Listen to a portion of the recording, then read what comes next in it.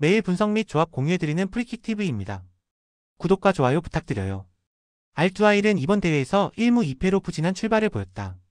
리그에서는 꾸준히 상위권을 지켜왔지만 아시아 무대에서는 수비 불안과 중원 장악력 부족이 여전히 문제로 남아있다. 특히 실점 이후 경기 흐름을 되찾지 못하는 장면이 반복되고 있어 안정적인 수비 구조 재정비가 시급하다. 홈 경기라는 점은 분명 긍정적이지만 이번 상대가 조상위권의 강팀인 알알리 두바이라는 점을 고려하면 결코 만만한 일정이 아니다. 반드시 승점이 필요한 상황에서 알투아일은 경기 초반부터 높은 강도의 공격으로 분위기를 바꾸려 할 것이다. 알알리 두바이는 2승 1무로 조 3위에 올라있으며 경기마다 안정적인 리듬을 유지하고 있다. 단단한 수비 라인과 빠른 역습 전환은 팀의 가장 큰 강점으로 불필요한 위험을 줄이면서 효율적인 운영을 보여준다. 전방 공격수들의 개인 능력과 유기적인 연계도 완성도가 높고 중원에서의 압박과 점유율 관리도 수준급이다.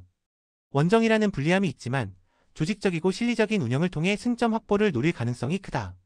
이번 맞대결은 알투아일이 초반부터 공격적으로 나설 것으로 보이지만 알알리 두바이의 조직적인 수비와 역습 패턴이 경기의 균형을 흔들 변수다.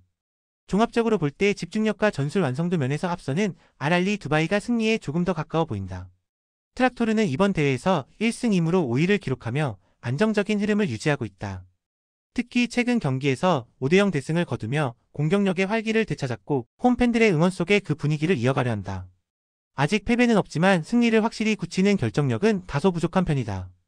수비 조직력도 완성형이라 보기 어렵기 때문에 집중력 유지가 관건이 될 것이다. 알쇼르타는 1무 2패로 하위권에 머물러 있으며 대회 내내 흐름을 타지 못하고 있다. 국내 리그에서는 일정 수준의 경쟁력을 보여왔지만 대륙대회에서는 경험 부족과 수비 불안이 겹치며 어려움을 겪는 모습이다. 원정이라는 불리함까지 더해져 수비적으로 안정된 경기 운영이 필수적이다. 공격에서도 결정적인 장면을 마무리하는 능력이 떨어져 득점 루트를 다변화할 필요가 있다. 트락토르는 홈 이점을 살려 초반부터 주도권을 잡고자 할 것이며 빠른 측면 전개와 적극적인 압박으로 상대를 몰아붙일 가능성이 높다.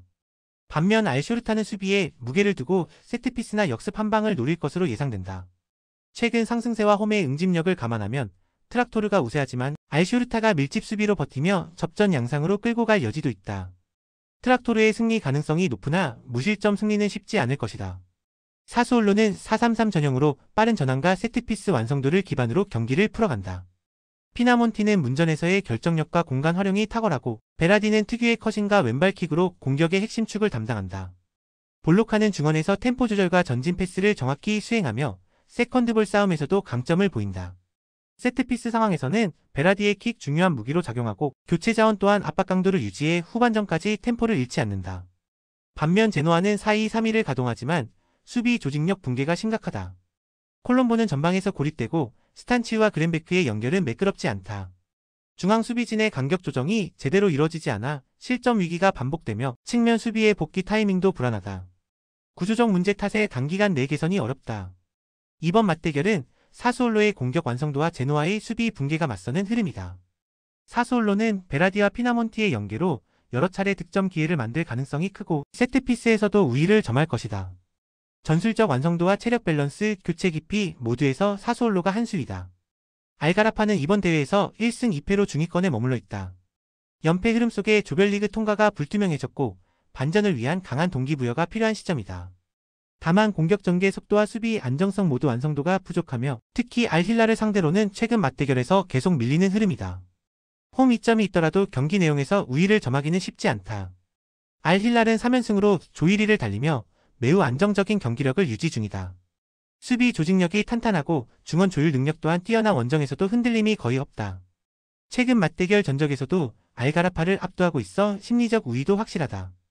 전술적으로는 알가라파가 초반부터 빠른 공격 전개로 기선을 제압하려 하겠지만 그 과정에서 수비 뒷공간이 열릴 가능성이 높다. 알힐랄은 이런 허점을 역습으로 노리며 효율적인 경기 운영을 펼칠 것으로 보인다. 전력 흐름, 조직력 모두에서 앞서는 알힐랄이 이번 경기에서도 승리를 이어갈 가능성이 크다. 라치오는 4-3-3을 기반으로 효율적인 공격 전개를 펼친다. 카스텔리아노스는 제공권과 박스 내 움직임이 탁월하고 자카니는 측면에서 돌파와 컷백으로 활로를 연다. 피사요 델레 바시르는 중원에서 템포를 조절하며 공격의 연결고리 역할을 한다. 홈에서는 높은 라인을 유지하며 초반부터 압박 강도를 높이는 경향이 강하다. 세트피스 상황에서도 장신 수비수들이 공격 가담에 공중전을 장악하는 모습이 자주 나온다. 칼리아리는 4-3-1-2로 맞서지만 수비 조직력이 흔들린다. 보렐리는 전방에서 활발하게 움직이지만 마무리가 급하고 폴로룬쇼는 전진 패스의 타이밍이 맞지 않아 공격 리듬이 끊긴다. 세트피스 상황에서 세컨드 지역 커버가 느슨하고 박스 안 간격 조정이 늦어 실점 위험이 크다. 후반으로 갈수록 체력 저하로 수비 집중력이 떨어지는 점도 문제다. 라치오는 공중전과 세트피스 활용해서 뚜렷한 강점을 지니고 있다. 자카니의 돌파와 카스텔리아노스의 제공권이 맞물리면 칼리아리 수비는 버티기 어렵다. 특히 세트피스 한 방이 경기 흐름을 바꿀 가능성이 크며 라치오가 점유율과 공격 템포를 주도할 가능성이 높다. 선더랜드는 4-3-3 전형으로 중원 압박과 빠른 전환을 통해 경기를 주도한다. 마엔다는 탈압박 능력이 뛰어나며 탈비는 볼을 끄는 뒤 즉각 전방으로 패스를 연결한다. 자카는 중거리 슈팅과 라인 간 패스로 공격의 변화를 만들어낸다. 3명의 미드필더 조합은 역습 전환 속도가 매우 빠르고 짧은 패스로 상대 수비 간격을 흔든다.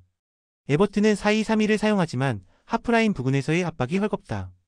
바리는 밸런스를 잡으려 노력하지만 이성과의 간격이 벌어져 공간이 자주 발생한다. 그릴리시는 공격에서는 위협적이지만 수비 가담이 늦고 듀스버리 홀은 전진 패스는 좋지만 압박 회피가 불안하다. 결과적으로 중앙 공간이 자주 열리며 역습에 취약한 구조가 형성된다. 이번 경기는 압박 간격 관리와 전환 속도의 싸움이다. 선더랜드는 중원 탈압박과 빠른 이패스 전환으로 에버튼의 느슨한 라인을 공략할 수 있다.